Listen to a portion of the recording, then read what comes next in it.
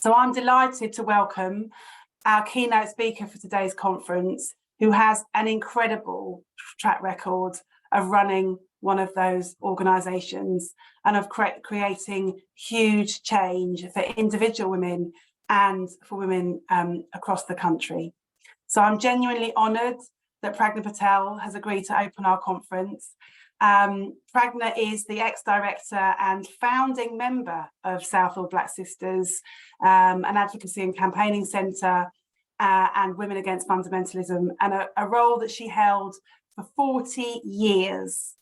Southall Black Sisters has been central to some of the most important cases and campaigns involving domestic violence, immigration, and religious fundamentalism in the UK. Pragna is also a member of Feminist Dissent, which I think sounds like a great place to hang out, and has written extensively on race, gender and religion. After Pragna has spoken, there'll be an opportunity to take questions, and I'd ask that you put those in the chat section. And if everybody can turn off your microphones, that'd be brilliant. Mute yourself so we can hear Pragna. And now I'd like to hand over to Pragna, and thank you, Pragna, for waiting and bearing with us. No worries. I know what it's like when the technical side of things completely let you down. And I want to say hello, everyone. First of all, to thank Rosa for inviting me to make this presentation. And I, sorry, I must say it's an absolute honor and privilege to be asked to do this. I can see a little baby there. Hello. My brief today is to reflect on the power of women and girls organizations in creating long-term change at the cultural, political, and social level. And I really want to start at the very outset by saying that the power of feminist collective activism cannot be underestimated. It speaks to a self-evident truth. And everything, I mean everything, that women have achieved in the UK and indeed globally in advancing their rights and freedoms has come from organising, resisting, dissenting and protesting. These achievements are not and never have been gifts of the state. They are the products of those who have engaged in long and often painful and dangerous struggle to change things for the better for all women. Drawing on my own 40 years of activism and work in the violence against women and girls sector, I want to show how we have, to echo the subtitle of a book by Jill Haig, to show how we've come further than we think. And yet, as events around the world have shown, we have never been in greater danger of going backwards. I began my political journey and work in the women's rights sector at the tail end of the second wave of feminism in 1981, and was fortunate enough to witness the renewed struggle for women's liberation, as well as movements for Black liberation, gay liberation, workers' rights, and others that were taking place against the backdrop of immense social, political, and cultural upheaval. Looking back over this period, it is clear to see that years of pioneering work and campaigning have yielded huge gains for women in all directions. We have benefited not just from our own struggles, but also from struggles waged by others. It's difficult to do justice to all the immense positive outcomes brought about by women's struggles that have ranged from abortion rights to equal pay, the right to marital property, and the introduction of laws on sex discrimination. In this presentation, I want to focus on violence against women and girls and the movement behind it, because that is where I've situated myself, both professionally and politically. In the UK alone, over the last 3 decades, there have been major changes in national perceptions, policies, and laws on violence against women. What was once a taboo subject has now moved to the center of the political agenda, even if effective implementation of the range of laws and policies that exist on violence against women and girls remain an elusive goal. The roll call of the changes that have been achieved is a very long one, but I want to actually set out some key moments. In the late 70s, we saw the emergence of the first women's shelters for abused women and rape crisis centres in the UK. These were developed on the back of campaigning and radical and courageous practices.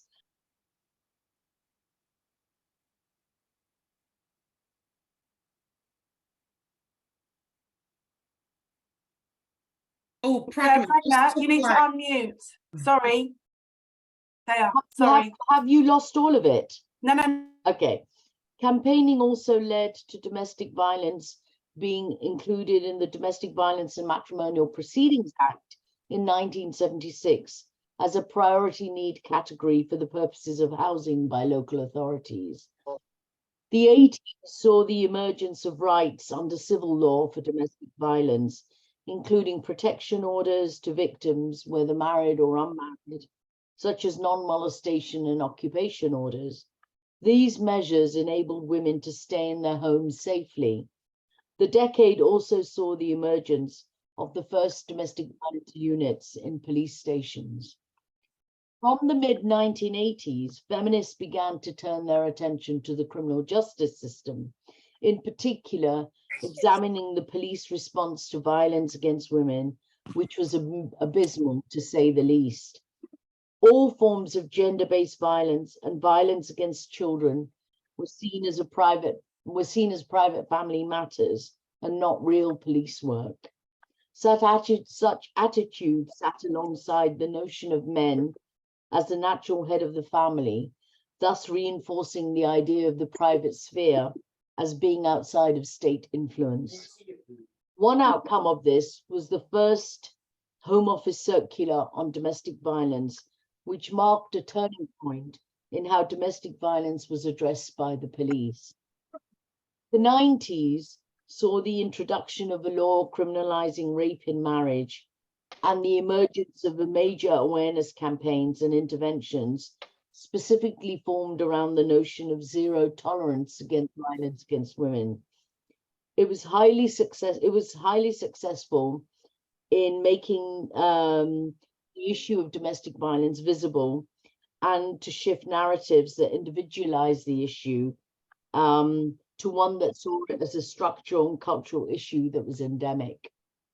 The 90s also saw a series of high-profile cases that successfully challenged the law of provocation, which worked against the interests of battered women who kill. And I'm going to come back to that later. Further laws to protect women from violence were also enacted in the mid-90s. For example, the Family Law Act 1996 extended further the civil remedies available in relation to breach of orders by subjecting them to powers of arrest. And the late 90s saw the enactment of the Protection from Harassment Act 1997, which extends protections to civil partners and is used to combat the problem of stalking, particularly. And this is relevant, particularly in dealing with post-separation violence and harassment.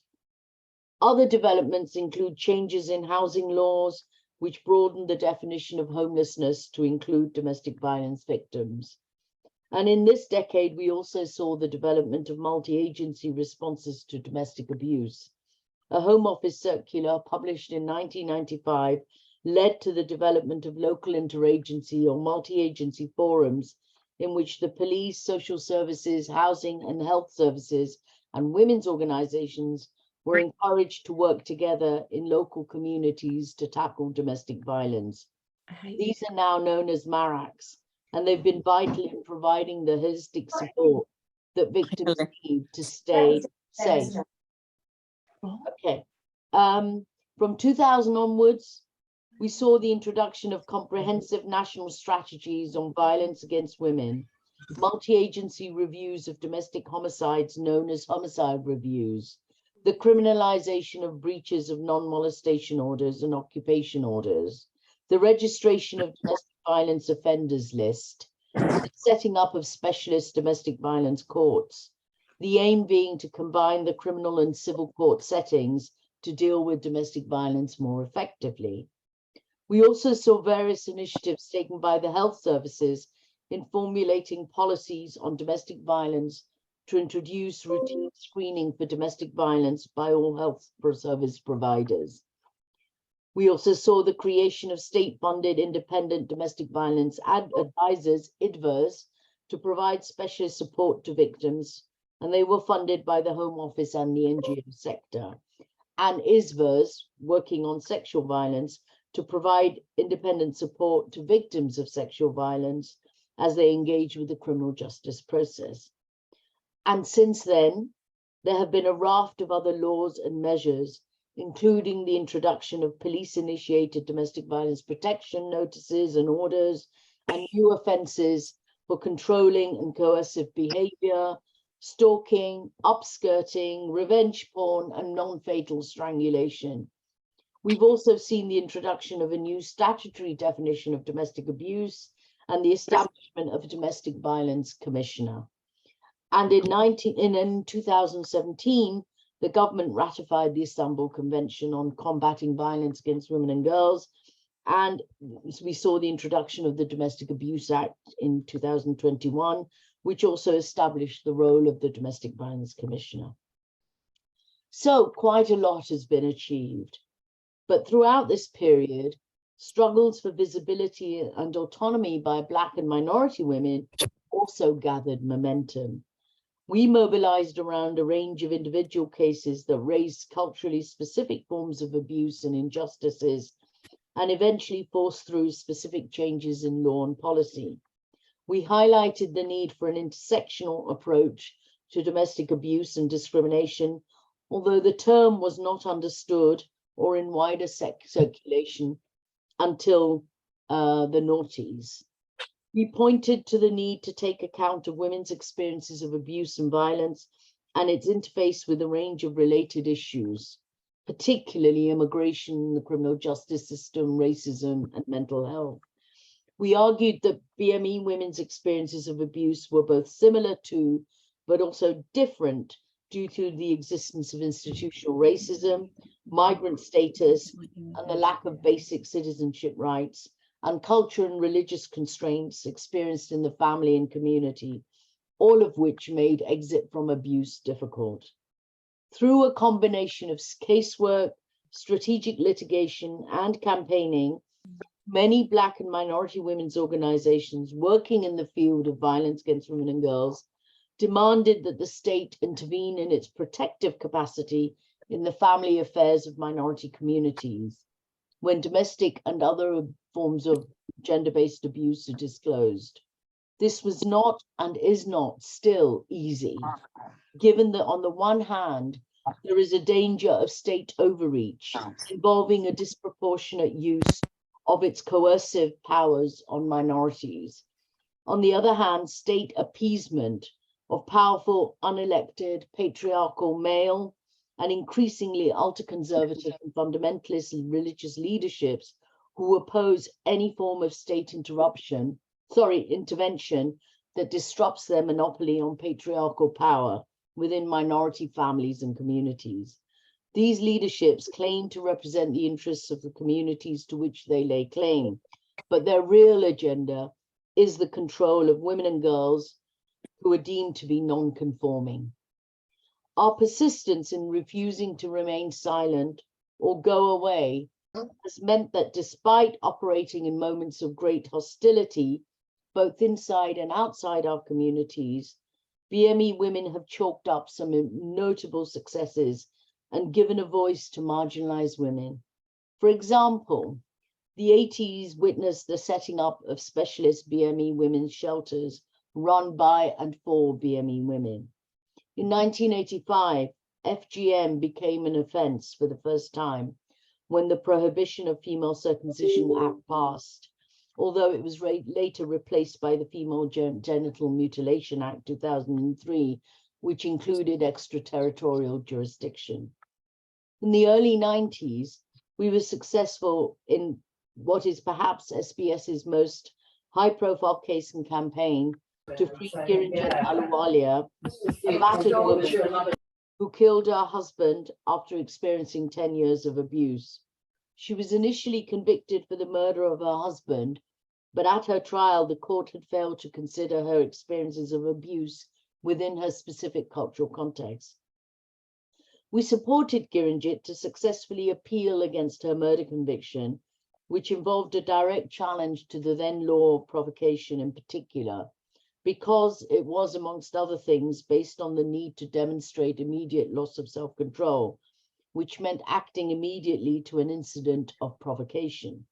The problem with it was that it was a defense, a criminal defense that was constructed around male-on-male violence, which by its very nature did not allow for an examination of the abusive context in which women kill, usually out of fear, despair, and trauma, nor did it take account of the very real social, cultural, and economic constraints that prevent women from exiting abuse. Our campaigns around Kiranjit's were joined with that of other women who had also killed in similar circumstances, and collectively, they fired the legal and political imagination, culminating in a change in the law of provocation, which was eventually abolished and replaced with the law of loss of self-control. This reform has enabled many battered women to defend themselves against the charges of murder in contexts where they are subjected to prolonged abuse and violence, and to limit its use by angry, jealous, and violent men who seek to excuse their behavior.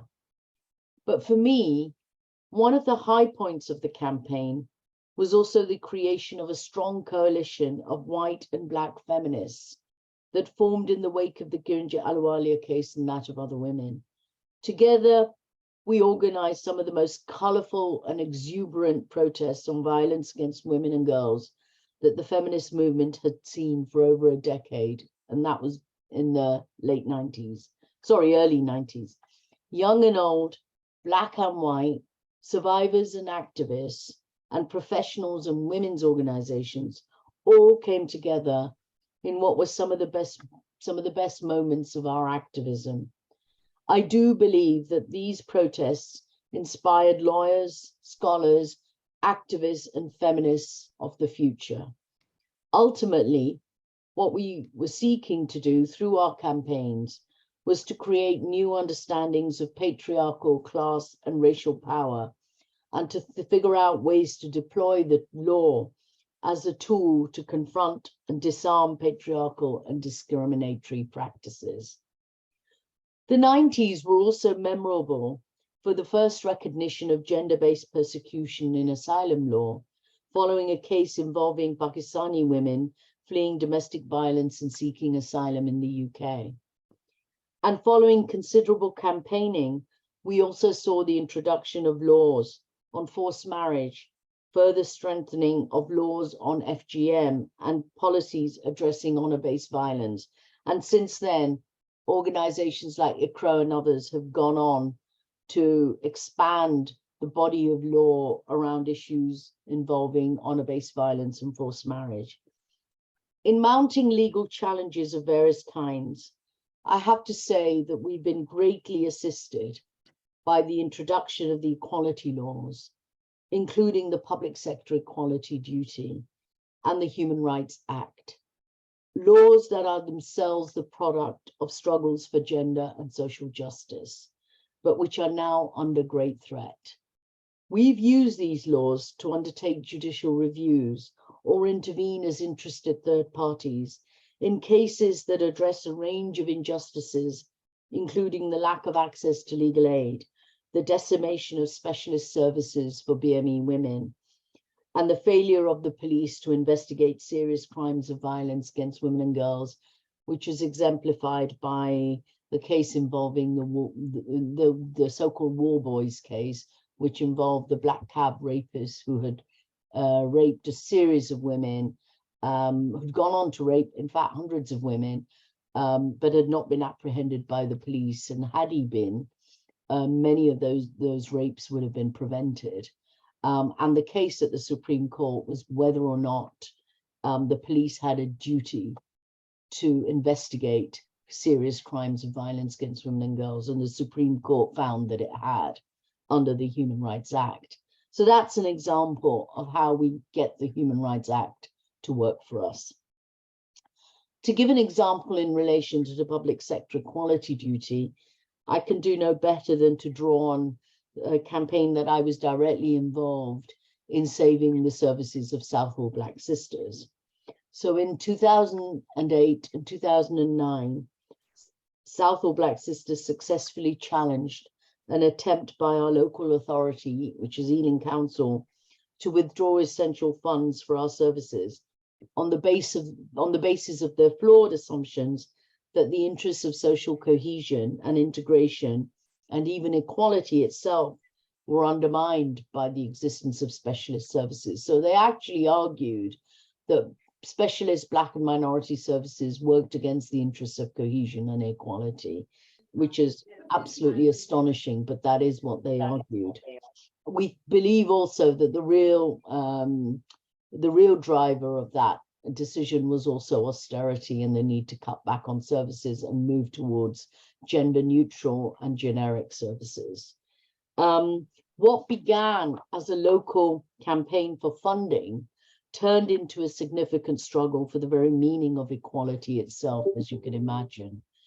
And its importance, the importance of equality as a transformative concept, was reaffirmed by Lord Justice Moses, who presided over the case, who took a judicial review against the council's decision.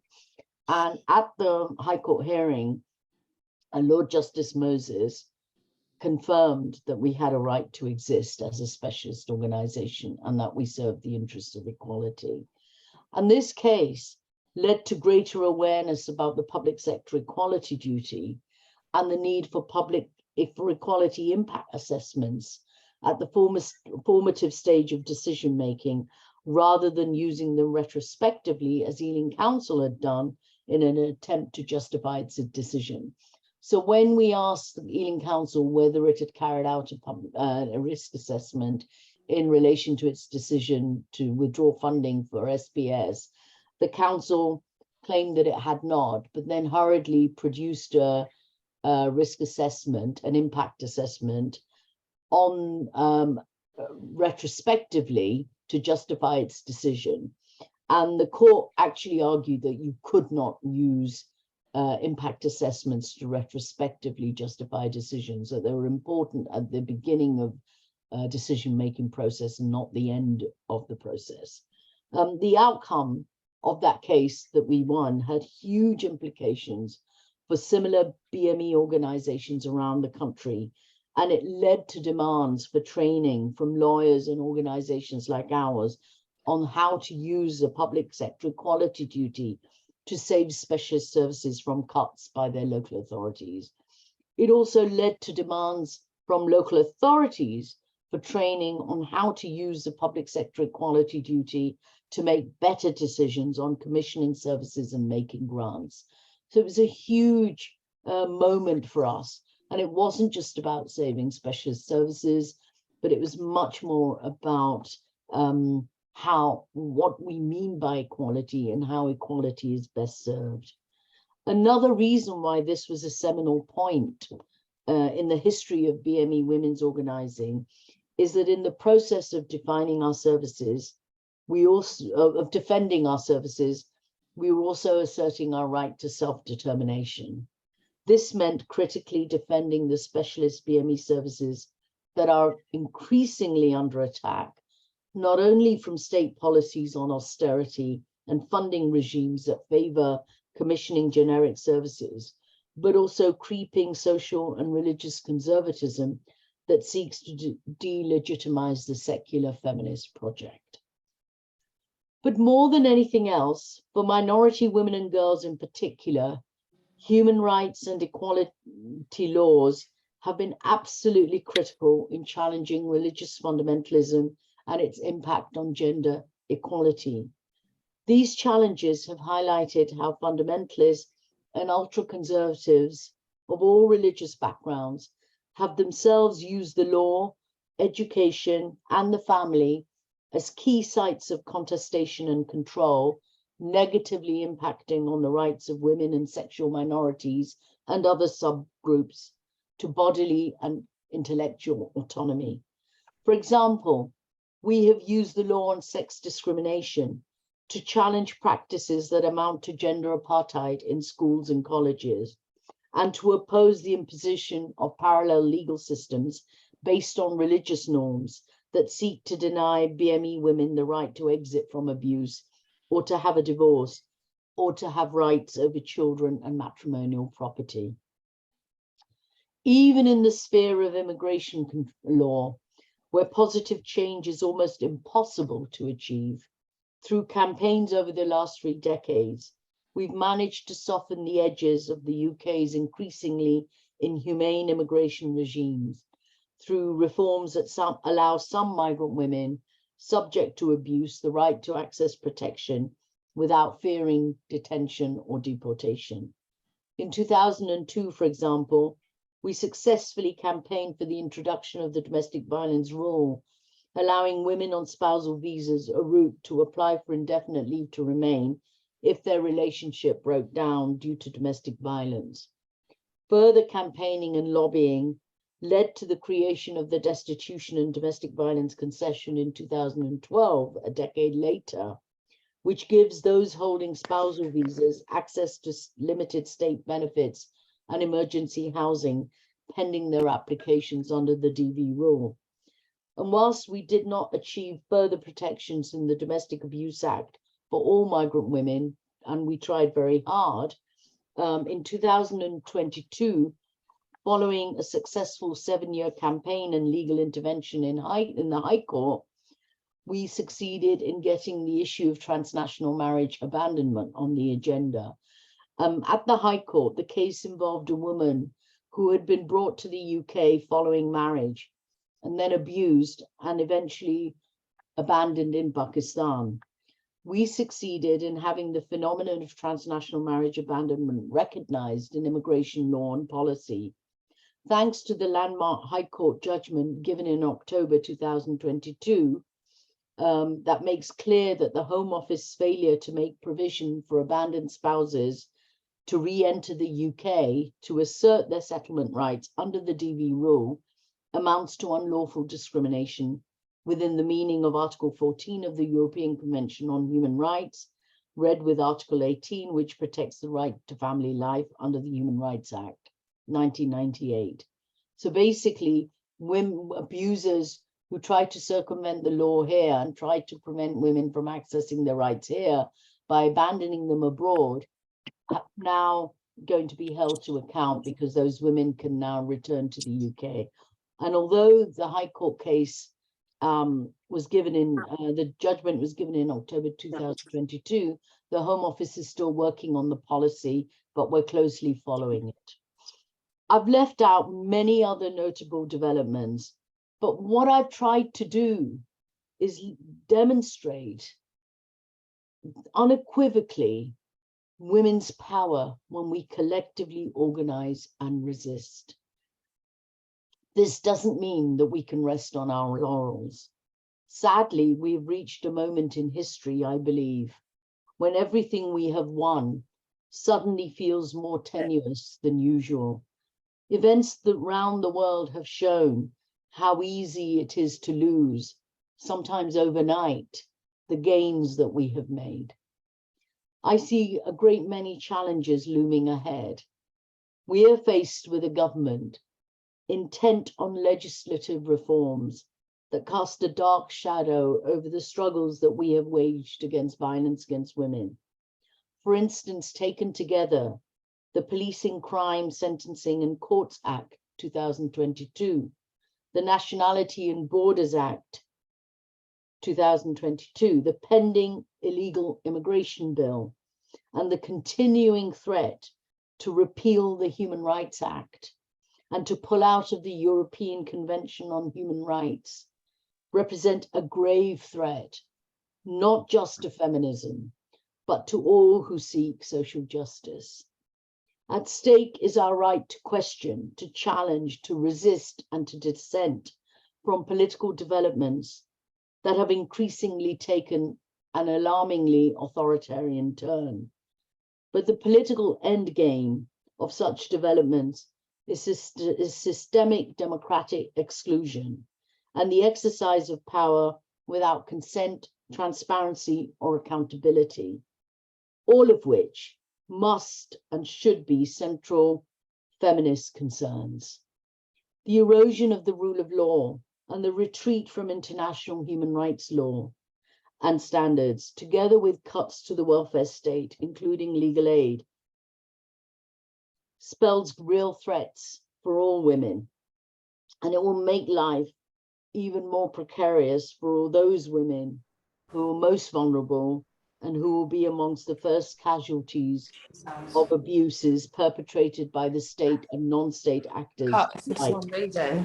Democracy and democratic institutions are under attack like never before, and this in turn creates conditions for patriarchy, racism, classism, social injustice, and discrimination to thrive. So what does all of this tell us? I think that what it tells us is, firstly, that we need to ensure that our projects remain in the services of women and not the state. And we need to ensure that our work is focused on improving the quality of our advocacy, and that it remains extremely of the highest standard and extremely robust and fearless. Our job is not to make the state feel good about itself, but to ensure that women's needs for protection, justice, and security are met, and that their voices are heard at all levels of society. What we cannot afford to do is be pushed towards the mainstream.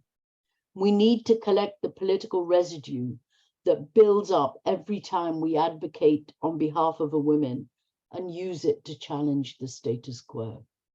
Secondly, we need to build cultures of resilience and solidarity through collaboration and collective action, be it projects or campaigns or both. And at the heart of these must be demands for rights and accountability for all women. And thirdly, we need to engage in multi-directional struggles.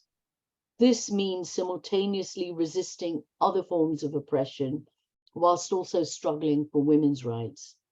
There is an urgent need to connect with all struggles for social justice, because we cannot safeguard gains or move forward without the support of each other.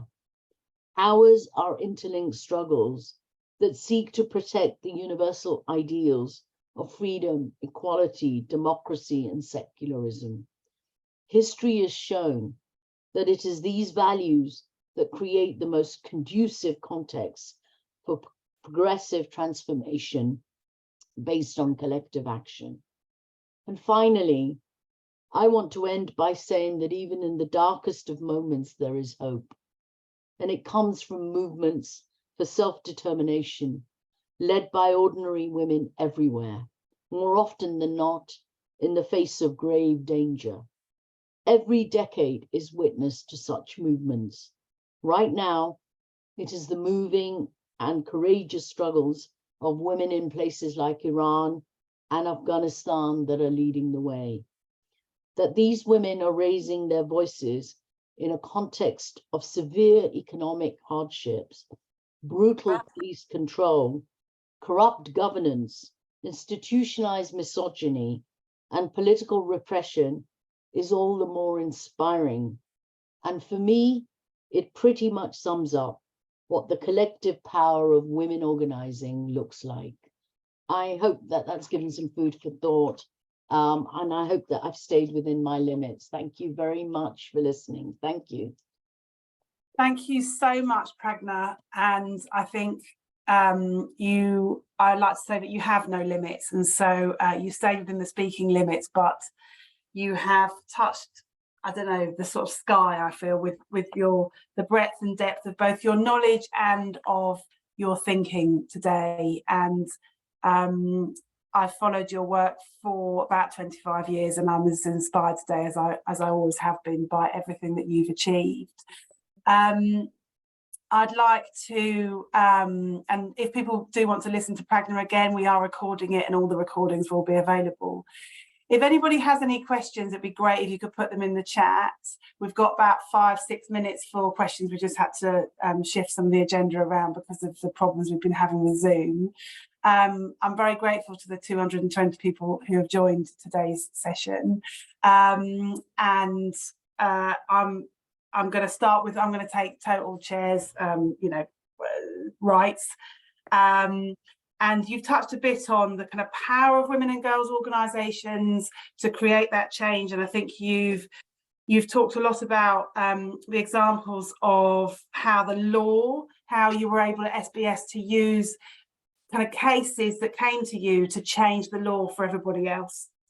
And I wondered whether you had thoughts on what the challenges and opportunities might be for women's organisations today to follow that same approach.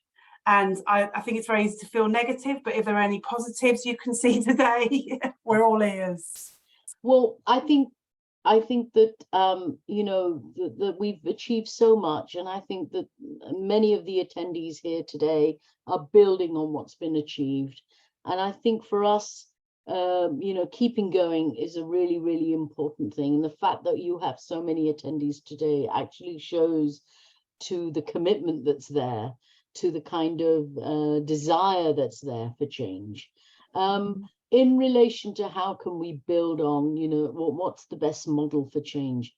The more I have reflected on the last 40 years and the more I've reflected on the challenges that face us, the more I am convinced that advocacy is the way to go. And I'm talking about 2 levels of advocacy. First of all, I'm talking about advocating on behalf of women who come to our centers on a daily basis, faced with terrible situations of homelessness, violence, trauma, poverty, and so on. I think the best thing we can do if we are service providers is to advocate on their behalf. And I think the time has come to reset, to redefine what we mean by advocacy. What I don't mean is just providing a bit of advice or signposting. Too many of the women who come to us are vulnerable. Too many of them are powerless.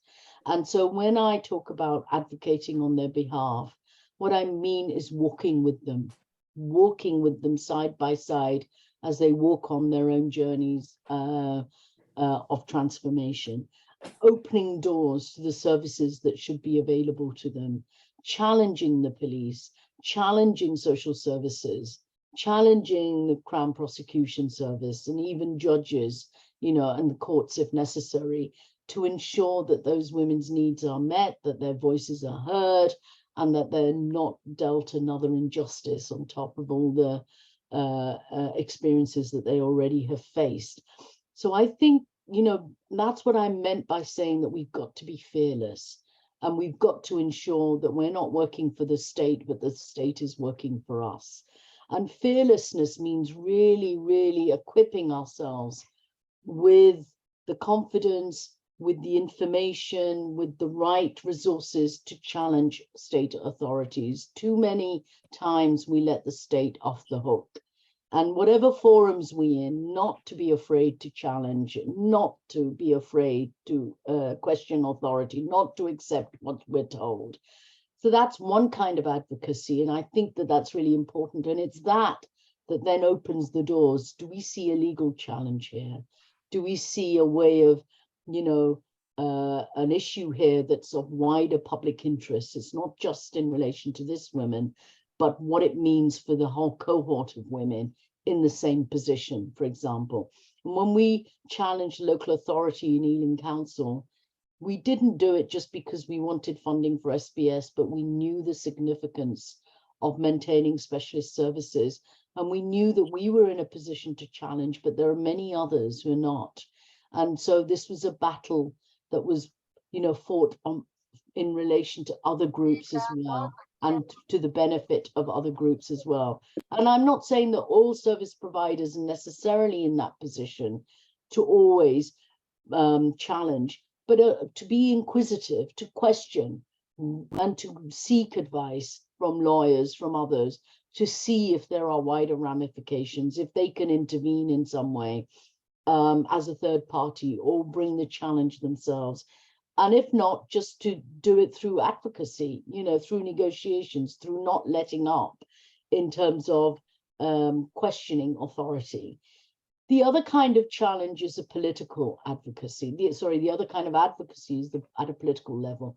And for that, I think all of us need to recommit to seeing ourselves as part of a feminist project that is a political project. And what is our political project about if it's not transforming the situation we're in so that women are free, women's liberation? And so for me, that is another guiding principle. I know that not everyone can be involved in political activism, but everyone can see that what they do is part of, can contribute to a wider movement for change. And that's what collective organizing is about, to support those who are leading the way, maybe on a campaign, even if you can't lead it, and to be very aware that what we're involved in is not just a service provision. It's not just an attempt to kind of improve at a very basic level the lives of women, but actually to transform the environment we're in so that equality means something, justice means something. So I think for me, advocacy at the level of how we support women, advocacy in how we collectively raise our voice to change the environment we're in, to ward off the threats that we face, is the way to go. What a helpful reply. Thank you, Pragna. And I've got, there's two questions in the chat, and I'm going to combine them because I think that they're quite usefully combined.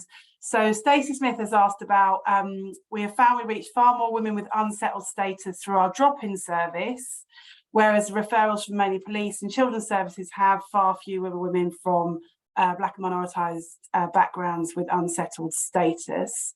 And then there was a question as well from Erica Marks, who asked about how to obtain support if we need to support clients from very closed communities who are being abused and discriminated against. So it's that way of reaching, what's the most effective way of reaching women who desperately need the service, and particularly those from Black and minoritized backgrounds? Yes, and that is a really telling, isn't it, that the referrals came mainly from the sort of drop-in rather than from the police and social services. Wouldn't it be interesting to know whether police and social services are too busy referring women to the immigration enforcement instead of support, which is often what happens for women with insecure status. And women from closed communities who have an incredibly difficult time seeking support, gaining the confidence to seek support and knowing where to go. I think in all of these cases, reaching out is really important. So I think it's really important to think about outreach services and how they can be improved. And for me, one of the best ways, and it's really hard, painstaking work that requires resources, is to work in partnership at local level with perhaps the medical services, because that is one place where women will be reached, or in schools, if it's possible to do drop-in coffee mornings or something, or advice mornings in schools for mums, on any subject, so that when women who are otherwise unable, usually in closed communities, women are otherwise unable to leave the home, maybe in a position where they're at least been allowed to drop children at school and pick them up. Those are good opportunities to raise awareness and to try and reach out to women who otherwise we might not be reaching. I think awareness campaigns at a local level are still critical.